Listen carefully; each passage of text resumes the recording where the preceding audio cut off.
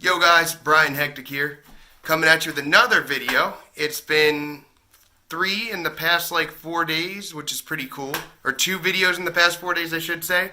I've had a lot of time off. I'm on winter vacation for the next 5 days, so I've got plenty of time on my hands.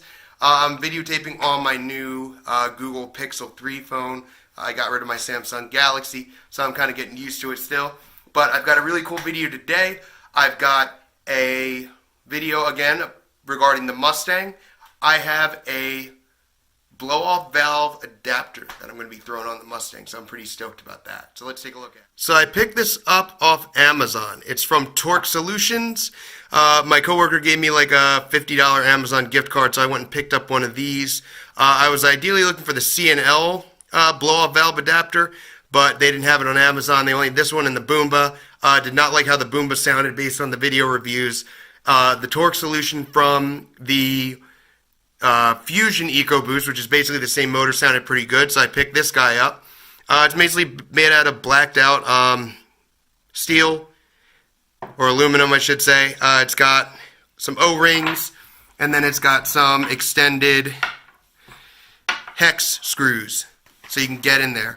So we're going to go ahead and install this. All you really need is a set of extended Allen keys because the one OEM screw on the blow-up valve is really hard to reach without them. So you just need a 3/16 Allen key screw, and we should be good to go. I picked these up off at Walmart, by the way. Not sure why that matters. Okay, guys, so installed it. The install initially went off without a hitch. I dropped an Allen key down in the bottom. It hit the pan down there somewhere. I'm hoping that's not a problem. Luckily, the Allen key set I bought came with not only metric, but both sets also, so there was a equivalent with the other measurements that I could use to finish the job. I'm hoping that Allen key just kind of falls out somewhere. And other than that, it went off without a hitch. There is no... Let's check. There is no check engine light, which is good. Figured there wouldn't be as long as I didn't put something in backwards or the O-ring fell out while I was installing it. So I tightened everything back. So I didn't actually videotape the actual install of the Torque Solutions blow-off valve adapter. So I'm going to show you guys how to do that after I show you guys how a bunch of birds decided to shit all over my car. I hate parking under this tree. Oh, there's a honk. Where were you when those birds crapped on my car? But yeah, fuck you, birds. So anyway, I'm going to show you guys what I did exactly. So right here is the area we're looking at. All right, let me get over here. No, right here's better. So right here is the area. Right here is the area we're looking at. So here you see the OEM part, the OEM diverter valve, and then just behind it, where the bolts are, that is our... I just had a good shot. Where'd it go? There we go. Right here is the Torque Solutions. Can you... There we go. Focus. Right here is the Torque Solutions bypass or diverter valve. Blow-off valve adapter. Jeez, I'm going crazy here. Here is the blow-off valve adapter that we installed right there. So as you can see, let me see if I can get a good shot in there. So all we did was we literally just undid the OEM hex screws here, there, and see if I can get a good shot. Right back there. Pulled the OEM undid the harness, the sensor right here, and the best way I know to do it is to actually reach around the intake, and then there's a clip, and you can just pull it off just like that, and then, put it back in. Pretty simple.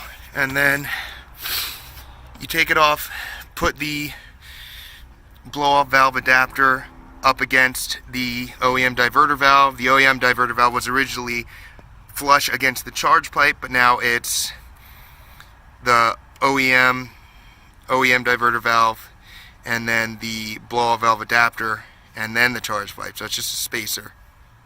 But that's really it. It's pretty simple. It only takes 20 minutes.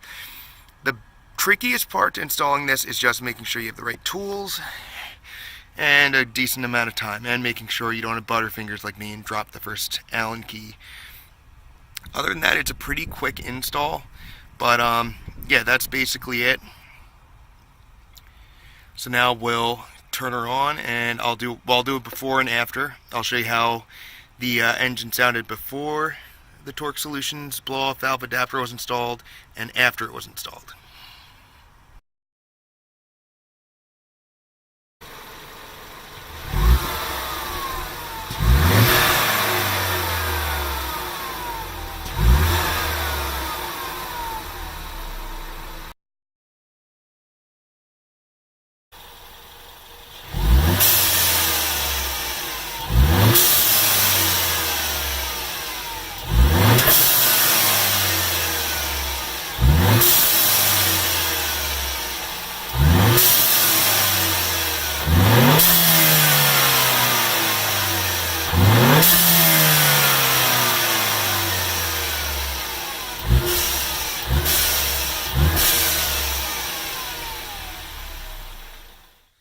So yeah, after I did some test revs, I took the Ecoboost out for a spin.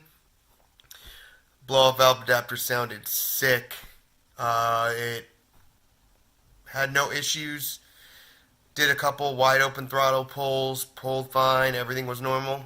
As soon as I released the throttle, it got that sweet psst sound. So I think it's a great purchase for $50, especially if you're looking for the sound that's similar to a short ram intake, and you don't want to spend the $150. I'll probably do like a drop-in filter or something, just because cold air intakes don't really do that much when it comes to forced induction engines, and I'd rather save that money for like a front mount intercooler or something like that. But yeah, I'd say the Torque Solutions blow-off valve adapter was a success. I didn't really run into any hiccups besides dropping the Allen wrench. The installation only took me about 20 minutes. So, in my book, that's a win. If you like this video, please like and subscribe. And if you have any comments or questions, please leave them down in the comment section below. Hopefully I can maybe throw in another video before I go back to work, but we'll see. Alright guys, take care.